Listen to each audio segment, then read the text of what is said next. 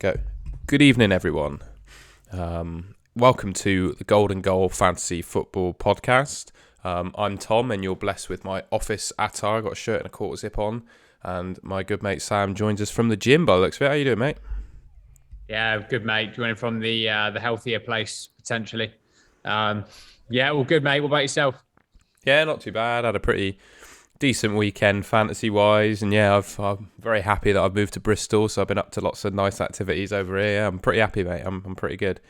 Ready for the season to finish, though. I think there ain't going to be much ground to be made for me in Sky, I don't think. So I just want to reset now and get into next season, to be honest. Yeah, same mate. I'm a bit of a dead end. I've kind of got my mini leagues wrapped up. I'm nowhere to be seen really in anything half decent on the rank. The only little mini game I've got with myself now is can my second team with 5 transfers left overtake my first team? So that's my personal little kind of mission to finish the season. But apart from that, I'm sort of in the same boat. Well, in Sky anyway. I'll quickly crack up my team so everyone can see it. I've gone up about 50 ranks since last week, so not too bad. And I already sent it on Twitter, but I owe a public thank you to Paul McNulty for convincing me to bring in Ronaldo with my what was 4 transfers left. Now down to 3, but I capitalised on Ronaldo and got his 28-pointer. Yeah, blew me up about 50 places. And the good thing is, I think that's pretty much nailed me to win my mini league now as well against my dad, because I think I'm like 80, 90 points ahead of him now. So I think I've got a really good chance of winning that, and that's all down to Ronaldo. So yeah, really happy with that.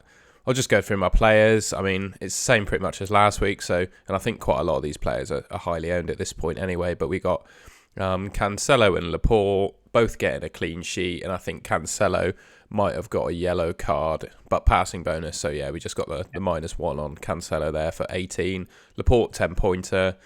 Couple of Chelsea boys. They're not looking as resolute at the back anymore, but they're always consistent with passing bonus, which is what they got me this week. So a 4 and a 5-pointer for Rudiger and Silva. No passing bonus for Van Dijk, but he did keep a clean sheet. Rafinha.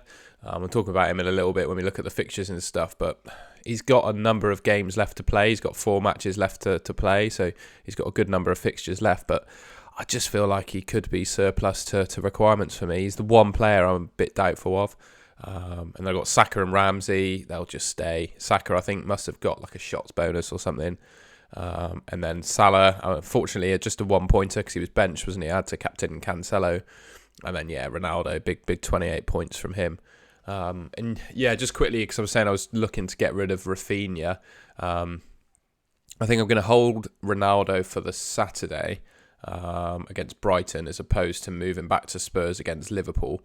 And then I was thinking of just changing Ronaldo to Son, and the money that frees up allows me to potentially change Rafinha to Foden, which I quite fancy. So we'll see, but that's some early transfer thoughts there. Anything you want Nice, to mate. pick up on You've my got. team, mate? I think you said to you the other day, you've got a really nice side there, like really nice balance of players who obviously score good points, but like budget enabler with Ramsey in there. I don't think the double Chelsea defence is particularly a bad thing with who you've got. Obviously, double City and single Liverpool's always a no-brainer. So yeah, I think you're really nicely set, mate. It's a shame, like you said, you've not got kind of too much ready to play for either now, but nonetheless, finish the season strong and see where you finish. Yeah, exactly. That's all I can really hope for. I'll quickly flash up your team, mate, on the screen now. So I'm completely and utterly done transfer-wise on this team. So this is going to be the same screenshot every week now, just with a different points total. Nick Pope in goal. I was always happy to have him regardless to the end of the season, especially with a few games kind of coming up. So, yeah, we blanked, but, I still feel like there's potentially more points for him there with the run-in and the need for Burnley to fight with all that they've got to try and stay up. Same as you and Cancelo. Stuck the armband on him when I saw Salah was on the bench. Brought in Van Dijk for Barnes. Just thought Van Dijk is a safer bet towards the end of the season. So happy to finish the season with Van Dijk. Alonso and James, again, yeah, what you said about Chelsea's bang on, but I think they've got some really nice fixtures to finish the season. Wolves, Leeds, Leicester and Watford. I mean, if these boys play in those games, I can definitely see some returns there. I think just on Chelsea, I think Tuchel will. I mean, Chelsea in general are going to have to pull their finger out. A, they want some rhythm and some fluidity for the FA Cup final, but B, they've still got to get some points on the board to secure really top four. Although I still think it will take a bit of a travesty for them to drop out of that. There's plenty to play for there for Chelsea, so I don't see them particularly holding their assets as necessarily a bad thing, and they're a really good side, so I feel like they're going to show some form, at least in the final 4 or 5 games of the season, including the FA Cup. Saka, Maddison, Gallagher, as you can see, lighting absolutely no fires whatsoever between the three of them. Maddison rested, Saka with an assist, and then Gallagher blank again. He's kind of gone off the boil, isn't he? But I think Palace are sort of slightly beached. Salah, Kane, Tony. I mean, I went with Tony as an alternative captain on that Monday night for the United game. I had that in mind for a while, and yeah, totally and utterly, they just were outplayed, weren't they? I mean, I didn't watch the game, but everything I'd seen. So yeah, not a great captaincy on that Monday night. I did bring Ronaldo into my other team, which propelled me up quite a few ranks. But yeah, I'm happy to keep Salah, Kane, and Tony. I've got no choice anyway, Tom, but I'm happy to have them to the end of the season, and I feel like this team could definitely hold my rank towards the end of the season. All the sort of match days covered. So, yeah, all in all, kind of roughly the same rank as I was. Said mini leagues wrapped up. So, yeah, not too much to play for in Sky, but still going to try and finish strong. Nice one, mate. I'll just whack up the fixtures then for the next game week and have a chat about who we think the best captain is. And I've got a quick view of the fixture grid for the remainder of the season. So yeah, we're on Sky Game Week 39 now, which is beyond what it should be in my head. It should only go up to Game Week 38, I suppose, but there we go. So on Saturday the 7th of May, we got quite a lot of 3 o'clock kickoffs, which is always nice, and no early lunchtime kickoff, which is probably good for captains and stuff. We got Palace against Watford. Chelsea against Wolves, Burnley against Villa, Brentford against Southampton, Brighton at home to United, and then Liverpool at home to Spurs. I mean, for me, the captaincy on Saturday is just, it's obvious for me. It's going to be Mo Salah. But yeah, I mean, I'm sure there are alternatives, but for me, I'm on Mo Salah, and you probably on the same, mate, I guess. I think that sort of game will suit him. I think there'll be more space than there was versus Everton. Something similar to space-wise, maybe versus United, not quite as much. But Liverpool at Anfield, yeah. And like I think you've talked about, it will play into the hands of Son and Kane wanting to go on the counter-attack, but that works exactly the same in the opposite way. So, as I said, I can see a little bit more space opening up in that game for Liverpool. I think Salah's a great and probably the number one option. I do want to make a shout, Tom, for because you can see the lineups. I would definitely make a shout for a Chelsea fullback there. Chelsea at home to Wolves, just come off the back of another poor result against Everton. You'd expect a bit of a bounce there, wouldn't you? And Wolves are not prolific for scoring goals. I would, if you wanted an alternative pick, a Reece James, Marcus Alonso, something like that, I think they could go with a really tidy score on that day. Yeah, no, nice one. I can't really add any much beyond that, but yeah, I don't disagree with you. And I think, talking about teams on the beach, I think Wolves are pretty much there as well, aren't they? I mean, they've got nothing left to play for this season, really. So yeah, any game for those fullbacks to go off could be that one. I just think Chelsea. I think with Chelsea, it's like they've got an FA Cup final coming up. They're going to want to win that game. Tuchel has no rhythm within that team at the moment. We roughly know his best 11, finally, don't we? We roughly know what he likes to go with. I can't see him, I said to you earlier, didn't I? I can't see him deviating 5 or 6 changes in Premier League games when A, they want to secure the top 4 in the 3rd spot, and B, they want to have a team that has been playing together fairly regularly recently in an FA Cup final against Liverpool. I just don't see 6 or 7 changes. I'm not a football manager, but it kind of makes sense in my head. So might be proved completely wrong, but would expect fairly strong team for that one, Tom. And the final is next weekend, isn't it? So it's 7 days after this game. So it's not like, is it on the Saturday or the Sunday? I can't quite remember. Probably the Sunday. Yeah, so bearing in mind that Chelsea play the Wednesday as well against Leeds. So I think. Sorry. Yeah, Go on, mate. I was going to say, I think that Leeds game is where we may see some rotation, but we get the lineups for that, so that's okay. But you're right. I think for that Saturday, you can pretty much guarantee. Well, you don't. It doesn't really matter because you see the lineups, like you said. But you can pretty much guarantee Chelsea are going to be pretty good strength team for that Saturday fixture.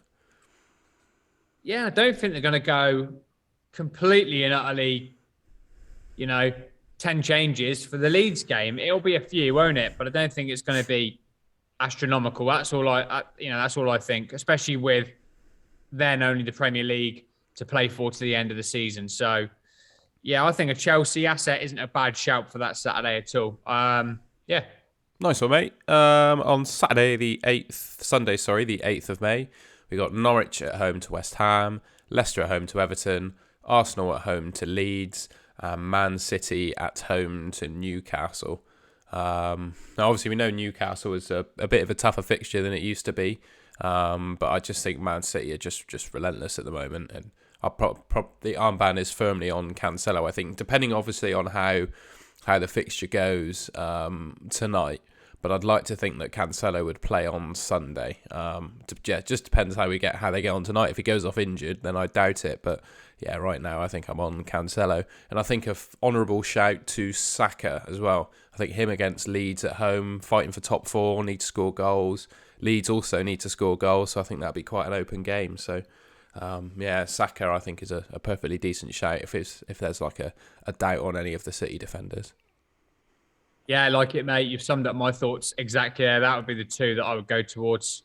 I'll probably be on Cancelo. Might take a punt in the second team on Saka or something like that. Nice one. And yeah, we got on Wednesday the 11th, we got the fixture we spoke about, Leeds against Chelsea, also Watford, Everton, Leicester, Norwich, and Wolves, Man City. So yeah, just looking at Man City there, we're obviously pre the Real Madrid game tonight. What's this, Wednesday? Is it we on the 3rd or the 4th? I think my watch is broken. Do we have Tuesday the 10th? Villa versus Liverpool, that's still there? It's not on my list here, unless it's peaked up and I haven't caught it. Yeah, sorry, I missed the fixture. It didn't pick up on mine. Yeah, we got Tuesday the 10th. We got Villa at home to Liverpool. I completely missed that one, mate. Apologies. It's all right. That's what I'm here for, I suppose. Yeah, help me out. Yeah, I mean, you go for that one. You found the fixture. What's your thoughts on that day? Yeah, well, I mean, it's quite obvious, isn't it? Because it's just Liverpool versus Villa. So you can wait for the team sheet. I'd be more inclined to go with a Liverpool attacking asset there. I think that would be the sensible move. I've got Salah, and Van Dijk. So I'd expect one of, if not both of them, to start that. Obviously, if they don't, I can't really do anything anyway. But I would imagine I'd have my armband on one of those two. Yeah, I don't think he'll be leaving out both Salah and Van Dijk, so no. I think you'll be fine. Unless one of them gets injured, of course. But yeah, I think you'll be fine for that. Yeah, apologies for missing that one. I don't know what happened there. And now we've got Wednesday the 11th of May. I'm just checking my phone to make sure I haven't missed any others. Yeah, Leeds, Chelsea. Yeah, you're on it. Leeds, Chelsea, Watford, Everton, Leicester, Norwich, and Wolves, Man City. And yeah, I think what I was mentioning before I found out I missed Tuesday was just that's 3 games in 7 days for Man City there, isn't it? Because we're recording this on a Wednesday pre the Real Madrid game. I'd be surprised if any one of that 11 favourite Man City players start those 3 games. It just surprised me a lot if that happened. But it's the same for Liverpool and Chelsea as well. And if anything for Liverpool with the Champions League, it's actually 4. So got to kind of take that if you have transfers left in hand or you're sort of slim pickings on teams. Chelsea, City, and Liverpool on that. It is a bit of a condensed fixture period, so there's bound to be some rotation going on. But I think the great thing with it, Thomas, for City, well, for all of them, is that there's so much riding on every game that I feel like the managers have to go with like a strongest lineup they can possibly get away with. Obviously guided by sports science and injuries and all that sort of stuff. But I'd imagine, mate, it'll be a City asset that night, wouldn't it? Because we'll get to see the team sheet. Yeah, I just clocked that as well. Yeah, I thought because the kickoff was 8:15 and it was a bit later than the first kickoff, we wouldn't get to see it. But yeah, there's a 15-minute window where we can all panic and shit ourselves over transfers. So yeah, I'll be signing in at 7:15 and yeah, having a look. Again, I won't have that problem. So it'll be a nice just kind of check the Chelsea lineup and check the City lineup. If one's not starting in one, then go for the other, and vice versa. Yeah, And exactly. um, yeah, the great thing is for Sky, we all get to see the lineups. So I don't think there's going to be too many people kind of, let's say, panicking there. But there might be. But I don't think between the two games there will be. And then finally for game week 39 on the Thursday, we've got Tottenham at home to Arsenal in the North London derby, which really exciting game, this one. There's a lot riding on it. Only game of the day, so it'll probably be on, I imagine it's on Sky or whatever. Yeah, I mean, to be completely honest, I think I'll be on whichever Spurs asset I have, whether that be Son or Kane, depending on what I decide. But I think it's pretty close, to be fair, between whether you want Son or Kane or Saka on that night. Yeah, I mean, I'm going to go Kane, obviously. I've got Kane and Saka. I'll go Kane in that highest performing team that we saw on the screen. But I think on the other side, that I don't own Kane or Son at the moment because I changed to Ronaldo. I think I'll probably go back in with Sonny and stick the armband on Sonny. But I actually think this is a huge game. Like, a few people have touted it, haven't they, as one of the biggest North London sort of games for quite a while. And I think I'd like to think it's not going to be a cagey affair, and that both teams are going to go for it, and that obviously would lend its hand to the attacking player. And I think Tottenham, with the way they play and the record against Arsenal as well, and vice versa, that you could go with Kane, Sonny, Saka, and you're hopefully going to get some returns there. Cool. I think that just about covers us for the near-term fixtures. I quickly copied in the latest FF Stuff fixture grid just to show, give people a view of what the upcoming fixtures look like. And the first immediate thing that I've spotted, and like we said, it's a bit of a call whether all your Man City players play these 3 games, right? But Man City, between Sunday the 8th of May and Sunday the 15th of May, they've got a 3-1 over Liverpool, which I think is interesting. Just thought I'd point that out to people. I'm not sure that was quite widely known, but it's an interesting one. If you've got a bit of a surplus of transfers, for example, you got the option of like a Van Dijk or a Trent to KDB or something, I suppose. Yeah, or a goalkeeper to, even if I don't know how, if anyone's on Alisson to Edison or something like that. I mean, there's 3 really nice fixtures. He's going to start them. Exactly what you just said, KDB in or something like that. Although he was rested, wasn't he, last weekend? So do you think KDB is going to play all 3? I mean, I don't think so.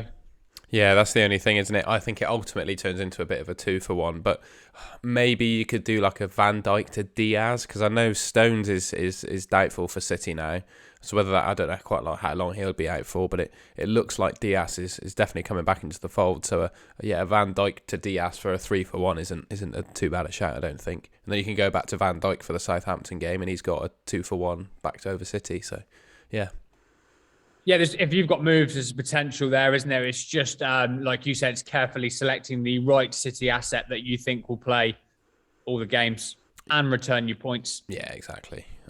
Just looking at the other fixtures, I mean, I know in like the likes of Fan Team, etc., quite a lot of people, me included, will be targeting some Villa and Everton players just because they've got the highest volume of fixtures left. What are you saying about the likes of Leicester, Villa, and Everton with a bit more fixtures? I know you've already got a Leicester player, haven't you? But would you be bringing them in if you didn't? Nah, don't think so. Not for Sky. No, agree. Just seeing if there's anything else interesting in those fixtures. And yeah, I think actually looking at those fixtures, I said I wanted to do originally Rafinha to Foden or something like that. I think given the fixtures, Rafinha's got exactly the same number left as Man City. So I think the move for me is actually use the rest of my transfers. I could downgrade Ronaldo to Son and then do Van Dijk to Diaz for that, however long I want him for, and then back to Van Dijk. That could be a move. You'd like to think Rafinha is going to play all of his final fixtures in 90 minutes, and we know he's Leeds' best player. Yes, Leeds haven't been great, but there's just a lack of explosive midfield options, and I think where I see it, if you've got moves, that's kind of sideways. Does Foden massively outscore Rafinha in the next 3? I don't think so. I mean, I know that people always talk about this. They have the potential to, but I don't think that it's highly likely. I don't think he plays. Well, he certainly won't play in all the three, will he? So you might just be best kind of keeping Rafinha and looking to make those moves in areas that are a bit more explosive, like a forward or a defender. So what you said there, Tom, seems like real solid rationale. And it's viable that you'll come away with 30 points from Diaz over 3 games.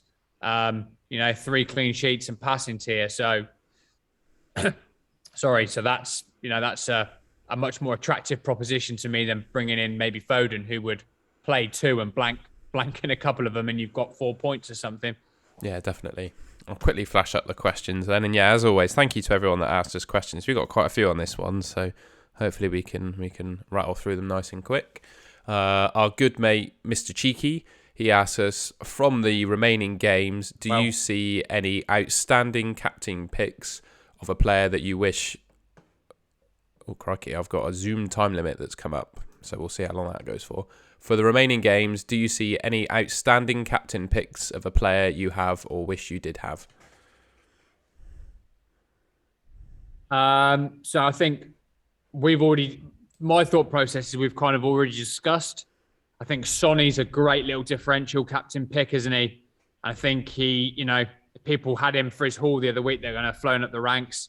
I think getting that Chelsea kind of fullback right for the Wolves one might be a good one. I think they were the standouts for me. I picked out my alternatives throughout there. I think Saka, like you said, Tom's a great shout as well. Apart from that, I wasn't really seeing too much else. Not for the next block of games anyway. Yeah, I'd agree. I think it's quite an easy one to navigate. I think some of the swings are probably between Son and Kane, aren't they? Just like they have been recently. So, but it's so hard to pick between the two of them for me, especially in Sky. I think in the likes of like the fan teams and FPLs, where Son is a midfielder, I think he becomes a better option at the moment. But in Sky, where they're the same position, and I know Son has been outscoring Kane, but I don't know. I always tend to back Harry Kane in a game like Sky. Because they're both forwards. And another question from Cheeky. He asks us, I think we answered this a little bit in the last pod, but what lessons do you take into next season from this one? Any thoughts on that? Like I said on the last one, my thinking is if I see a good option for an explosive captain in those first few weeks or whatever, then go for it. The points are worth exactly the same at the start as they are at the end. You'd also think with potentially, we don't know the answer to this, but with COVID the COVID situation where the government have just gone, let's crack on, return to normal, that there'd be less kind of rearranged fixtures, et cetera, which would play into the hands of a bit more of a structured season. So I think I'm going to be just a little bit more versatile with my moves and not trying to just hold them all the way towards the end. And then I say this same one every year, but just sticking to the premium players that score well. Diaz's, Cancelo's, Robbo's, Trent's, Van Dijk's, Salah, Kane, those sorts of players, and just not trying to chop and change them as much, which I do every season. It just ends up coming back to the same players again. So that's my kind of my current take homes moving forward for next season. Yeah, nice one, mate. I think for me, I said it on the last pod. I feel this season, and I don't mean it to sound arrogant or whatever, but there aren't many things I've done this season that I wouldn't do again. I think I've just been exceptionally unlucky on 50-50 calls. I think I had an injury in my team halfway through the season, which meant I had to bring in Antonio instead of Bowen, and that absolutely killed my rank. But I was sort of forced into the corner. So otherwise, to bring like Bowen in, I think I would have had to make 2 transfers. And at the time, it just didn't seem worth it. But obviously, Bowen, I went mad on a couple of occasions when there were single game days and completely blew me away.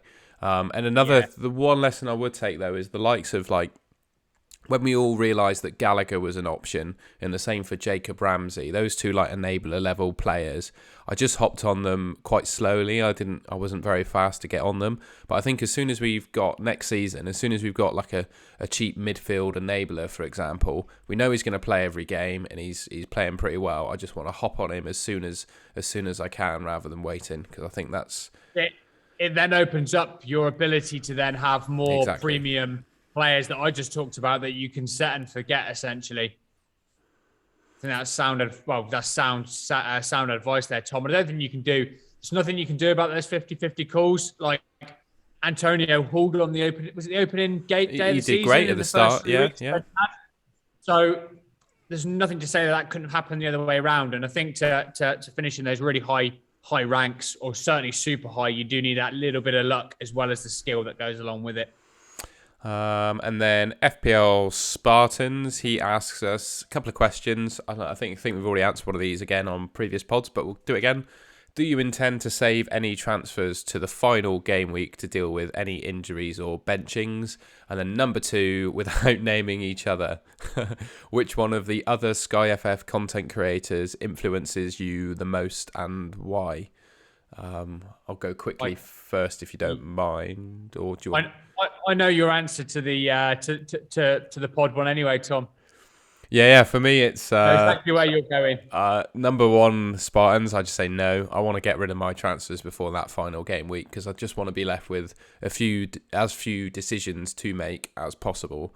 Then I think I've got a couple of content creators that aren't Sam that are my favourites. I'll go. The first one is Paul McNulty. I think, like I said, he convinced me to get Ronaldo on Monday, and I just feel like a lot of what he says just resonates with how I play the game the most. And then I also always look towards Luke Disable as well, partly for his Man City predictions. And I quite like, I don't do it all the time, but when he plays his differentials, I think they are all very well thought out. And it's just picking the right time to follow his advice, really, for me. But I'd say those two. And no disrespect to any of the others, they're all absolutely excellent. But I think we all do. We all have like one or two that we specifically like resonate with, don't we? Yes, mate, absolutely. Yeah, for me, I've got no transfers left, so I've got no problem on that front. Content creators, Luke, again, same reason for you there, Tom. I sort of really like his approach on the pods. James, Planet FPL, again, really like his approach. And actually, you know what? The 3 for 1 podcast, just all the boys that were on that's one of the first pods I started to listen to, and like my mind was sort of blown, getting all this great information from Fergie and Dan, who was there at the time, and Paul, of course. And I think between those 5, they've had a real influence on who I pick and where I go. And my sort of increased knowledge is pretty much down to those guys, and tend to try and listen to all their pods as often as I can. Yeah, same. I cracked on the Planet FPL pod on the way home from Reading on the train today. Yeah, just trying to find time to fit them all in. I know, like I said, I've got a couple that I resonate with, but I try and whack everything possible I can into my week because they're all useful. Totally. Gordon Bell asks us, should he do Mount to Saka on Thursday the 12th of May?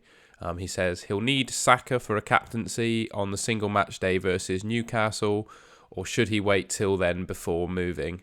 I can remember Paul Gordon. He brought in Tyrick Mitchell, I think, or someone like that for the game. And then he got injured. So he's just saying, should he wait till then before moving or not? So I'm just going to flash up the fixture grid, actually, to see if there are any fixture gains, because I think that's the key information. I think Saka is also more likely to start all of the remaining games than potentially Mount.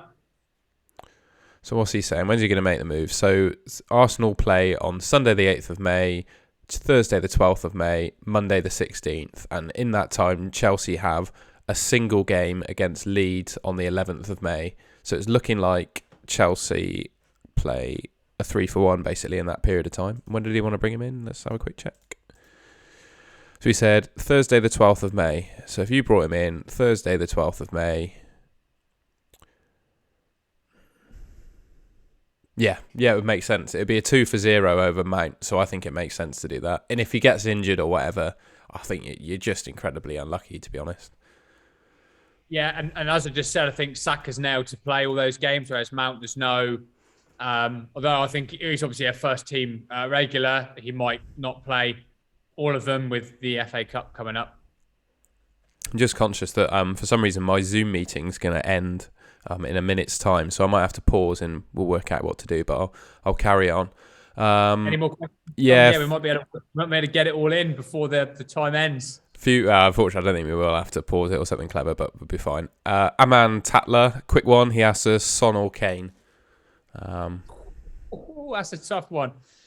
Differential pick, Sonny, if you wanted to hold rank, Kane for me. And I think for me as well, the good thing, I forgot this in Sky, obviously Son is, I would say, significantly cheaper than Kane as well, isn't he, at the moment? So I think if bringing in Son allows you at the moment to make significant upgrades to your team, then I would go for Son, just like I'm going to do. It allows me to change Van Dijk to Diaz, for example, for that 3-for-1. So I think it's what it allows you to do with the rest of the team as well. I'm quickly going to pause it there, try and sort out this meeting, and then we'll return back when I've got Sam again. Right, well, hopefully that was a seamless transition. We should be back now. Just answer the Son and Kane question. So Damphir usually asks us a question for fan team. So whether he got it on the wrong tweet or not, or he does play Sky, I don't know, but I'm going to answer it for Sky anyway. He's asking, if Leicester get knocked out on Thursday, who is the best Leicester player / midfielder to bring in on Sunday? So maybe it is a Sky question, actually. He's saying he's planning to take out Gallagher. So basically, who do you think's the best Leicester midfielder in Sky? I don't... My thinking with Leicester is, not that it's irrelevant for me in Sky, other than I've got James Maddison, but I don't think them going through on Thursday will benefit us as fantasy managers for the rest of the season. For the same reason that I mentioned about Chelsea earlier, got something to play for towards the end of the season. Players who want to be in that starting 11. There's quite a few in that Leicester team, I think. Quite a few spots up for grabs for that final. There is a few spots up for grabs, isn't there? So I think it'll put a bit of a fire in the bellies of most of their players. If they go out of the tournament, I'd be less inclined to go for a Leicester asset. With that in mind, if he's starting, he's fit, James Maddison for me.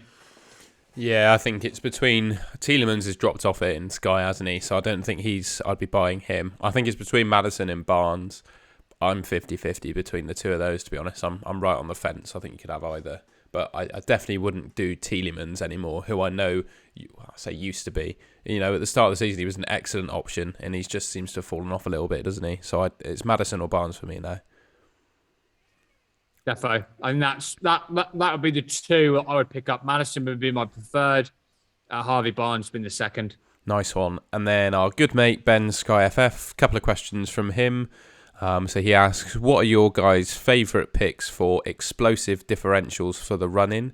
That's a good point, actually. That's a player I've forgotten about. He says, Jesus seems to be on cracking form, but yeah, a bit worried about minutes. Then he also makes the same point about Luis Diaz as well. I was just about to think of him as an option for myself, to be honest. And he said, we'll probably mention Kevin De Bruyne. He would be Ben's first choice, but he can't get him with the budget he's got. So yeah, what do you think about... So he's asking for explosive differentials under 11 million.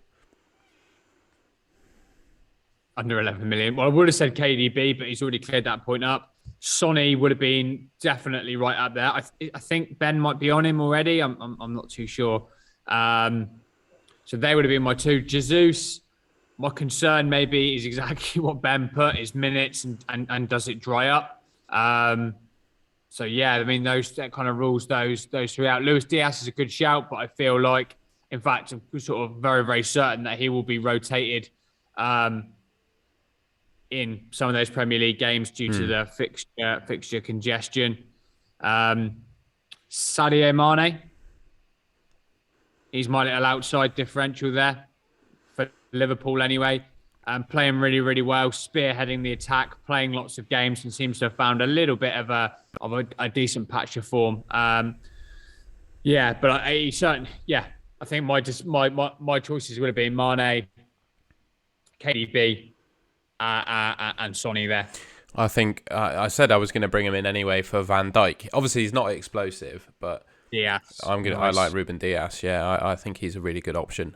Whether Ben's at 5 at the back already, I imagine he probably is, to be fair. But I really like Ruben Diaz for that run-in. And like we saw, whether he'll play the 3 fixtures, right, it remains to be seen. But in the fixtures, at least, Man City have got a 3-for-1 over Liverpool. So I think he's a good shout. I also think, Tom, like I said earlier on the captaincy pick, a Chelsea fullback towards the end of the season, we can't just write them off. Reece James is explosive as they come. Maybe a Reece James, maybe Marcus Alonso, something like that. Maybe they're gonna finish out in style towards the end of the season. And then last question from 32J. He's asking, should he do Pope to Pickford? I'm just going to whack up the fixture grid because I think that might help. Quite similar amounts of games, I think, Tom.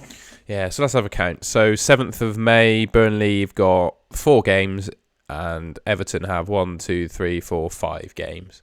So a single fixture gain over Burnley to Everton. And I'll just reel off the fixtures. So Burnley have got Aston Villa, Tottenham, Aston Villa again, and Newcastle. And Everton have Leicester, Watford, Brentford, Crystal Palace, Arsenal. So I'd say comparatively the fixtures are like equally as difficult, and Everton have got one more game. So do you think it's worth it for one game? No. Yeah, I'd be inclined to agree with you. I think if you made the move, it depends how many transfers you got. If you allow the Burnley game to happen on Saturday, make the move to Pickford on the Sunday, you get a 5-4-3 for Everton over Burnley, which is better than nothing. But I'll be holding Pope myself, I think. In Sky especially, I think I'll be holding Pope. Yeah, could you use those moves somewhere else? What we talked about earlier for more of a player with a little bit more of explosive ability rather than just volume of fixture. But yeah, it's certainly not a terrible. Like, I'm not going to say it's a bad move. Like we said, it's a 5-for-3. It could come off for you, but I do think there are better moves. And if you've got plenty of moves to burn, then absolutely why not? Yeah, nice one. I think that closes off the questions there. Nice. Yeah, hopefully the little audio glitch on Zoom didn't affect the pod too much. I'll have to watch it when I go back. But yeah, it should be fine. I hopefully quickly paused it in time. But yeah, that just about does it for the Game Week 39 preview in Sky. It felt a bit of a quick one, really, because I guess there's just less and less to talk about as the weeks go on, because everyone's got like 2 or 3 transfers left and we're getting towards the end. So it's just about trying to, maximise those few transfers we've got, isn't it? Anything else to say, mate? No, I think we've covered everything there, Tom. Nice one. And yeah, good luck, everyone. Thank you for asking your questions. And yeah, we'll catch you all next week. Cheers. Thanks, guys.